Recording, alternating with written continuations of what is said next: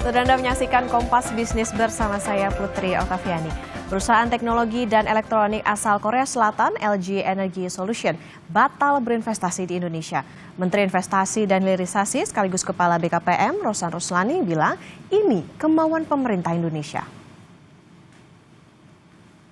Surat resmi tentang pemutusan kerjasama ditandatangani oleh Menteri Energi dan Sumber Daya Mineral Bahlil Lahadalia pada 31 Januari 2025 dan diberikan kepada CEO LG Chem serta Chem LG Energy Solution. Kata Rosan, negosiasi proyek besar selama ini memang tidak mudah, namun pemerintah masih ingin berinvestasi ekosistem dan baterai kendaraan listrik di Indonesia terus berjalan. Di sektor ini, pemerintah melanjutkan proyek baterai kendaraan listrik dengan Huayu, perusahaan teknologi asal Tiongkok. Dari sana memutus sebetulnya untuk lebih tepatnya sebetulnya dari kami yang memutus. Itu berdasarkan surat tanggal 31 Januari 2025 yang diterbitkan oleh Kementerian Energi dan Mineral Resources Republik Indonesia. Ya. Itu kenapa dikeluarkan surat itu, karena memang negosiasinya ini sudah terlalu lama. Sedangkan kita kan ingin semua ini berjalan dengan baik, dengan cepat, karena negosiasinya sudah berlangsung 5 tahun.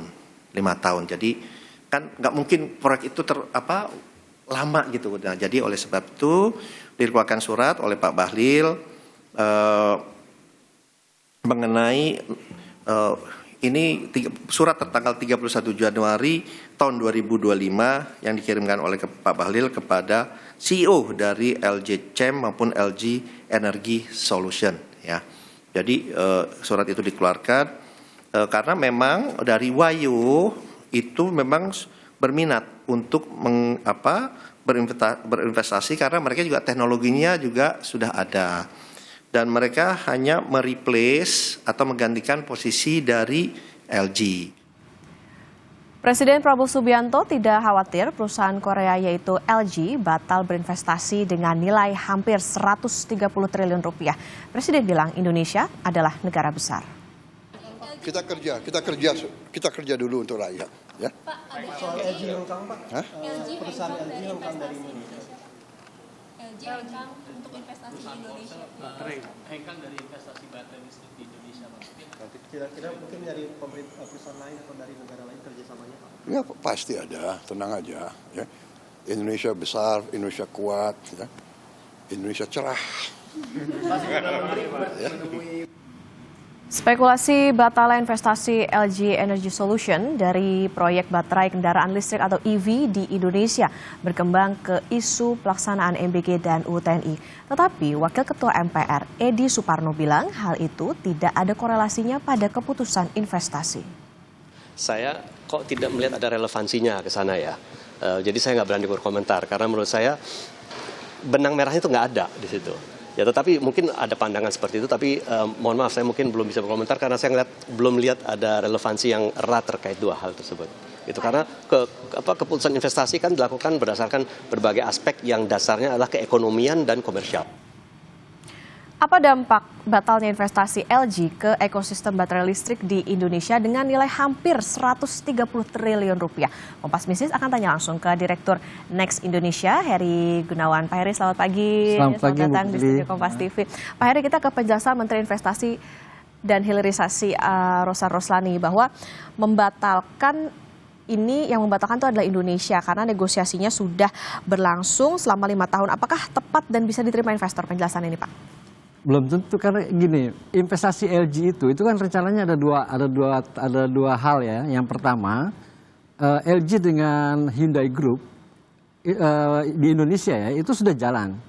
Nah, kemudian yang kedua, konsorsium LG yang itu kemudian bekerja sama dengan IBC. IBC itu konsorsium Antam dengan Inalum. Ya, yang bosnya itu adalah Mind ID. Nah, kemudian Mind ID sudah sekarang diambil oleh Danantara. Nah, itu dua hal. Jadi pertanyaannya yang disampaikan oleh Pak Rosan, yang dibatalkan itu yang mana? Katanya kan 31 Januari.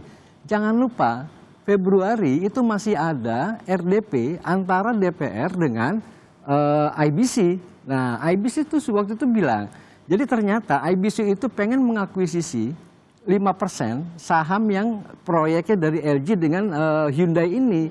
Ini yang mau diambil. Jadi mau diambil 5%, katanya sudah ada tanda tangan MOU, kemudian juga head of agreement sudah ada tanda tangan. Nah, ketika ingin melakukan due diligence, itu dokumen-dokumen yang diperlukan supaya IBC ingin bisa memvaluasi dengan tepat berapa sih nilai 5% itu sepantasnya. Nah, ini yang tidak diberikan. Versinya ini ya, IBC tidak diberikan oleh LG. Nah, bisa jadi memang LG nggak mau gitu. Misalnya gini, mungkin bahasanya LG, loh kan kita udah punya perjanjian, kita mau bikin sendiri, ngapain kalian masuk ke sini, kan kira-kira gitu. Kan LG dengan IBC mau bikin sendiri, tapi kok IBC mau masuk di proyek yang bersama dengan Hyundai. 5% ini juga kan ada tanda tanya besar gitu. Yang disampaikan oleh Pak Rosan tuh yang mana gitu. Nah itu harus jelas dulu. Nah ini persoalannya akan berimplikasi tidak baik persoalannya kepada investasi yang ada di Indonesia. Jangan lupa Korea itu termasuk di dalam 7 besar negara yang menanamkan modalnya di Indonesia. Tahun 2024 tuh kalau nggak salah sekitar 45 miliar lah, 45 miliar dolar. Jadi maksud saya atau 45 triliun. Ini Korea ini 7 terbesar gitu loh. Selain Singapura, Cina, yang lain-lain gitu. Nah, nomor 7-nya itu Korea. Itu satu hal. Dan persoalannya tuh gini. Orang investasi itu di Indonesia, pertama kalau diinvestasi di portofolio, kalau ada faktor risiko, maka dia akan minta kompensasi pada imbal hasil, suku bunga. Tapi kalau direct investment, ketika dia melihat ada potensi risiko yang lebih besar, maka yang dia minta kompensasinya dalam bentuk fasilitas. Nah, ini yang akan dilakukan kalau risikonya dilihat besar. Nah, menurut saya apa yang dilakukan oleh LG yang mundur gitu ya, membatalkan itu. Kalau kita baca-baca itu kan paling tidak ada 2 hal. Satu kondisi market yang tidak kondusif, dan kedua, iklim investasi yang tidak kondusif dan market yang tidak memadai. Nah, dengan alasan inilah sebagai alasan yang rasional untuk memutuskan sebuah investasi yang mahal, maka dia mundur. Karena saudaranya LG, saudara senegara, itu pernah punya kasus di Indonesia. Lotte, waktu yang petrokimia di Cilegon. Itu persoalannya ketika itu pembebasan lahan. Jadi kebiasaan di Indonesia itu kan gini, ini mau ada investasi Lotte di Cilegon. Dia akan beli lahan untuk bangun pabrik. Lahannya tiba-tiba udah ada yang punya. Harganya langsung melonjak. Nah ini tidak pernah waktu itu tidak berhasil diselesaikan begitu lama. Jadi ini persoalan-persoalan yang masih terus terjadi. Sekarang BYD mau investasi bikin pabrik, tapi katanya diganggu oleh ormas. Jadi pertanyaan gini loh, pemerintah jangan ada di Menara Gading. Pemerintah harus membumi, menghadapi persoalan yang ada yang dialami oleh para investor. Kita butuh investasi asing karena gini. Investasi, dari total investasi, realisasi investasi yang ada di Indonesia, penanaman modal asing itu selalu di atas 50%. Rata-rata 55%. Jadi kapasitas kita membiayai investasi di Indonesia itu hanya 45%, Mbak. Yang dari lokal, sisanya dari asing. Ya kita suka atau tidak suka, mereka itu adalah tamu yang akan menanamkan investasi, jadi dikasih aja karpet merah yang rasional gitu loh. Bukan kemudian maki-maki gitu loh. Oke, Pak Heri, artinya yang tidak clear sekarang yang ditunggu oleh masyarakat adalah soal investasi yang 129 triliunnya itu dong. Oke, nah Pak, sebetulnya butuh berapa lama sih dari komitmen investasi jadi ke realisasi investasinya itu? Nah, sebenarnya kan gini, kalau pengalaman bersentuhan dengan para investor itu kan mereka itu sebenarnya komitmen itu kan adalah janji manis ya. Komitmen itu adalah janji manis, apakah nanti direalisasikan atau tidak. Itu banyak faktor. Ada faktor teknis, ada faktor non teknis, dan ini sifatnya fundamental. Nah, salah satunya adalah soal iklim tadi. Nah, kalau soal teknis, misalnya soal produk yang akan diproduksi di sini, itu marketnya mana? Oh, Indonesia atau marketnya ada di regional. Itu soal teknis lah, berapa biaya yang dibutuhkan, kemudian dilihat supply chain dari sisi bahan baku seperti apa, dan ini nggak persoalan kalau soal baterai listrik. Karena pemain terbesar di bahan bakunya itu adalah Antam dengan Vale, dan dua-duanya BUMN ya. Nah tentu ada yang lain-lain kayak Harita apa segala macam. Nah ini berarti nggak masalah, tapi ada persoalan non teknis yang ini akan mengganggu. Itulah kenapa misalnya para investor asing itu selalu memiliki konsultan, itu di antaranya di bidang stakeholder management. Dia melakukan analisis terhadap perkembangan politik, perkembangan bagaimana pemerintah melakukan treatment terhadap regulasi, bagaimana arah kebijakan pemerintah. Nah itu ini akan pengaruhnya sangat besar gitu. Oke, berarti bisa dikatakan gini Pak, kalau tadi di LG nih kayaknya agak-agak bimbang nih gitu investasi di Indonesia. Berarti kalau Pak Heri sendiri melihat kondisi market sama iklim investasi di Indonesia saat ini seperti apa kalau dibandingkan dengan tadi pertimbangannya misalnya situasi politik dan lain sebagainya? Sekarang begini Mbak, ini ada peristiwa besar ya Mbak Putri ya, di Indonesia perubahan yang baru saja terjadi sebelum LG memutuskan untuk hengkang, untuk batal investasi bersama IBC. Yang pertama, IBC ketika itu dibentuk supaya konsorsium LG itu bisa deal langsung. Sekarang jangan salah, IBC di atasnya ada apa namanya Main ID, di atas Main ID sekarang ada tambahan Danantara namanya itu. Jadi udah mulai berantai tuh. Ini udah perubahan bergeser. Nah, satu hal itu. Nah kemudian yang di internal juga soal kalau di media-media Korea itu menyebutnya kemudian dia mempertanyakan tentang stabilitas politik. Apa indikatornya? Terutama soal keputusan begitu cepat dan kontroversial revisi undang-undang TNI. Nah itu dilihat kalau mereka, ini pandangan mereka, kita nggak bisa salahkan orang menilai ya. Wow, ini ada instabilitas politik di Indonesia. Ini akan mengganggu stabilitas. Kenapa mengganggu stabilitas? Karena banyak sekali penolakan. Itu persoalan gitu ya. Kemudian juga ada peristiwa yang lain itu dianggap pemerintah itu melakukan kebijakan yang paradoks. Paradoksnya apa? Ini lakukan efisiensi, tapi makan bergizi gratis itu terus berjalan. Apakah ini program prioritas? Ini persoalannya memilih prioritas yang pemerintah itu mungkin dinilainya itu agak berisiko gitu. Kemudian sekarang ada blok perbedaan perang dagang antara Cina dengan Amerika. Ini juga akan berpengaruh. Kenapa? Produk yang akan dibuat di Indonesia itu oleh LG nanti itu kan akan dikirim juga ke luar negeri. Persoalan yang Korea ini kan biasanya selama ini itu bloknya selalu ke Amerika. Ya. Nah, bisa dibayangin sekarang dalam kondisi kayak gini penyerap pasar electric vehicle terbesar di dunia saat ini itu adalah Cina. Itu sekitar 40-45%. Cina, yang kedua Eropa, Amerika gitu. Nah, jadi kalau Cina itu kemudian bermasalah dengan Amerika gitu ya. Nanti rentetannya negara-negara yang menjadi bagian dari ekosistem bisnisnya, ekosistem kebijakan ekonominya Amerika, itu bisa jadi masalah dengan Cina. Nah, ini pasarnya 45%, gimana coba? Oke, nah Pak, ketika LG dikatakan batal atau hengkang dari Indonesia, Presiden bilang kan Indonesia negara besar, jadi tenang aja. Apa sih yang bisa diartikan oleh investor atas jawaban Presiden ini? Karena tadi kalau Pak Heri bilang kan penanaman modal asing itu bisa mencapai 55% gitu. Nah ini menurut saya khawatir ya mudah-mudahan tidak. Presiden itu tadi saya bilang saya khawatir pemerintah ini tidak menginjak bumi. Jadi artinya gini, itu tidak bisa kita bilang bahwa ini negara besar, kita begitu sombong ingin mengatakan bahwa semua orang itu ingin berebut masuk ke Indonesia, nggak bisa. Gitu. Dan jangan lupa uang itu bukan ada di Indonesia. Kemampuan Indonesia membiayai investasi itu hanya tadi 45%. 55% itu adalah penanaman modal asing. Ini yang direct investment dan ini yang menyerap tenaga kerja. Nah ini yang langsung juga pajaknya dirasakan oleh negara. Nah kalau mereka diperlakukan dengan cara, you mau masuk sini syukur, nggak mau masuk ya udah. Nggak gitu caranya gitu. Nah seharusnya kita melakukan evaluasi. Evaluasinya itu tadi bagaimana konsistensi kita dari sisi regulasi segala macam. Ini yang saya khawatirkan, pernyataannya Presiden itu jangan sampai itu diinterpretasikan oleh orang, oh Anda nggak perlu kami, Anda nggak perlu investasi asing, oh Anda nggak tahu ada persoalan, Anda nggak tahu misalnya gitu ya, BYD mau bangun pabrik kemudian bermasalah dengan Ormas, misalnya kayak gitu.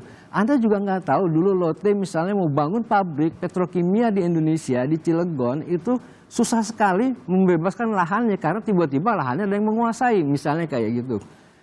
Itu kan menjadi mohon maaf ya, menjadi presiden yang tidak membumi, yang tidak menginjak bumi, dan ini berisiko. Gitu. Pak, ini berarti bisa dikatakan jadi sikap yang ditujukan ketika kalau tadi Menteri SDM Bahlil Lahadalia bilang tenang aja kan akan ada investor dari Cina yang mana itu adalah Huayu gitu. Apakah ini menjadi cerminan dari karena apa adanya investasi yang katanya diganti dari LG dari Korea ke Cina ini? Nah iya, tiba-tiba berita LG muncul bahwa mereka itu membatalkan investasi, hanya cukup 1-2 hari.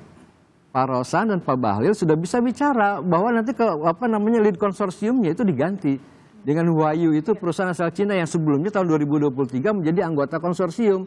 Setelah itu namanya nggak pernah disebut lagi, tiba-tiba sekarang mau jadi memimpin konsorsium. Hati-hati, kita punya pengalaman yang pahit dengan Cina. Itu di kereta cepat. Di kereta cepat itu kan kejadian itu. Kita investasi, kita BUMN kemudian bikin konsorsium. Nah, konsorsiumnya ini deal dengan perusahaan Cina, kemudian bikin lagi konsorsium baru namanya PT Kereta KCIC ya, Kereta Cepat Indonesia Cina. Dari B2B, kemudian akhirnya bebannya dialihkan ke negara. Oke. Nah, jangan sampai niat baik kita investasi di hilirisasi pertambangan dalam hal ini, nanti kemudian dari B2B ini larinya nanti nggak ke pemerintah tapi ke Danantara. Danantaranya yang badan, sama aja ke pemerintah. Gitu. Oke, Pak Heri, nanti kita lanjutkan usai jeda Pak terkait dengan pembicaraan ini. Ya, saudara, tetaplah bersama kami di Kompas Bisnis. Masih di Kompas Bisnis, saudara, bersama dengan Direktur Next Indonesia, Pak Heri Gunawan yang masih berada di studio Kompas TV. Pak Heri, media lokal berbahasa Korea Business Daily bilang kalau salah satu penyebab batal investasi itu karena MBG. Nah, karena pemerintah ini akan menyedot pajak secara besar dan mengurangi relaksasi pajak perusahaan. Apakah ini ada relevansinya, Pak? Meskipun MPR bilang ini nggak ada benang merahnya. Memang kalau MPR bilang ini tidak ada benang merahnya, kalau directly tidak. Tapi ini kan dilihat soal komitmen pemerintah. Ada pola prioritas kebijakan yang paradoks. Misalnya gini, pemerintah lagi teriak soal efisiensi anggaran, makanya dipotong-potong. Nah, termasuk yang dipotong itu misalnya adalah anggaran untuk kabupaten kota, transfer ke daerah. Tahu nggak Mbak, kabupaten kota yang mandiri di Indonesia. Mandiri itu artinya kalau versinya BPK, dia tuh PAD-nya gitu ya. PAD-nya itu lebih penerimaan asli daerah itu di atas 50%. Untuk membiayai kebutuhan anggarannya. Dari 514 kabupaten kota hanya 7 yang mandiri. Itu kan gila. Nah, ini persoalan artinya gini. Kita lagi efisiensi, tiba-tiba di sini ada kebijakan yang kemudian dilihat oleh orang luar ya. Menghamburkan uang, bukannya tidak bermanfaat loh ya. Produktif, gitu. Iya, tidak produktif, itu kan konsumsi ya. Misalnya kasihlah proyek MBG. Nah, ini juga persoalan. Artinya apa? Bukannya MBG itu jelek, apakah momentumnya tepat atau tidak sekarang yang dilakukan. Jadi yang dilihat kemudian adalah soal konsistensi pemerintah dalam melaksanakan kebijakan atau mengambil kebijakan. Nah, ini yang dilihat. Jadi memang tidak langsung, akhirnya gini, efeknya gini kan, kalau sekarang bisa jadi gini, kalau sekarang saya investasi katakanlah 50 triliun, Anda kasih saya tax allowance itu pembebasan pajak itu sekitar 25 tahun misalnya, jangan-jangan nanti Anda cabut baru 5 tahun, karena Anda tidak konsisten dalam melaksanakan kebijakan. Loh, kan ini membuat orang was-was, nanti berganti pemerintahan, dicabut ini, segala macam dievaluasi. Nah ini maksudnya kan ke situ soal inkonsistensi, bukan persoalan apakah MBG ini berpengaruh pada LG, tidak gitu ya. Nah, kalau itu tadi MBG Pak, kalau misalnya soal revisi UU TNI gimana? Karena media yang sama menyebutkan bahwa revisi Undang-Undang TNI ini juga cukup berdampak, tapi MPR bilang itu sebenarnya nggak ada hubungannya. Ya. Nah, ini ada dampaknya nggak sih Pak? Itu ada dampaknya itu gini, memang lagi-lagi secara tidak langsung. Pengesahan Undang-Undang TNI, misalkan yang dibuat begitu ekspres, cepat gitu ya, apakah pertanyaannya apakah ini perlu sesegera itu gitu ya. Nah ini dianggap kemudian muncul penolakan dari elemen masyarakat yang begitu banyak dari stakeholder Indonesia. Tapi yang mendukung itu hanya 2, pemerintah eksekutif dan politisi. Nah dengan begitu orang akan melihat ini ada potensi instabilitas pada politik. Kalau ada instabilitas pada politik itu artinya pengaruhnya terhadap investasi. Karena gini Pak, investasi itu ada banyak sekali pertanyaan-pertanyaan ringan kalau kita ngomong sama para investor asing itu beberapa gitu. Misalnya gini, ini ada pergantian presiden. Kira-kira menterinya bakal diganti semua atau tidak? Atau menteri yang sekarang bakal ada reshuffle yang tidak? Dia harus bisa memitigasi bahwa kira-kira kalau menteri X pejabat itu arah kebijakannya kemana. Nah, ini kan melelahkan buat mereka, tapi itu selalu mereka lakukan. Gonta-ganti, gitu. gonta-ganti. Iya, gitu, Pak, itu. ya? Nah, ini apa ya? Jadi memang pengaruhnya adalah tadi soal instabilitas politik. Nah, kalau memang ada itu yang harus yang dilihat oleh media di Korea itu gitu, terkait dengan pengesahan undang-undang TNI. Oke, berarti lebih ke bagaimana situasi maupun juga pemilihan dari pemerintah soal bagaimana kebijakan-kebijakan itu mana nih yang paling prioritas sebetulnya? Iya. Oke, Pak, apa sebetulnya dampak dari batalnya investasi LG ini ke target realisasi investasi? Apakah pemerintah perlu waspada soal sekarang LG hengkang, terus nanti apakah akan ada LG yang lain gitu, ibarat ada perusahaan-perusahaan lain? Kalau ini dianggap remeh, potensi itu sangat besar. Kalau pemerintah nih menganggap LG pergi, ala bodo amat misalnya gitu ya. Kayak sekarang kan ada Cina gitu. Iya kan, nanti ada Cina segala macam. Hati-hati aja. Kalau sentimennya negatif, misalnya kayak gitu bagi para investor sudah ada di sini, dia akan nahan untuk menambah investasinya. Kalau dia mau ekspansi, lebih baik dia tahan. Ini ada risiko tinggi nih. Saya mau ekspansi deh, kalau ekspansi, tapi kasih tambahan fasilitas dong, gitu dari pemerintah. Jadi jangan lupa kontribusi investasi terhadap perekonomian nasional itu 30%, Mbak. Nah, kenapa ini menjadi penting ya, kontribusi investasi terhadap perekonomian nasional dalam 20 tahun terakhir. 20 tahun terakhir itu 2005 ya sampai 2024. Setiap tahun rata-rata kontribusi investasinya Cina terhadap perekonomian Cina itu rata-rata di atas 40%. Rata-rata pertumbuhan ekonominya bisa di atas 8%. India dalam 20 tahun terakhir periode yang sama, setiap tahun rasio investasi terhadap PDB-nya dia, terhadap perekonomian India, itu rata-rata di atas 30% dan pertumbuhan ekonomi India rata-rata di atas 6%. Indonesia pada periode yang sama, kontribusi investasi terhadap PDB itu di bawah 30% dan Indonesia tumbuh stuck di 5%. Pak Prabowo punya semangat tumbuh di 8%.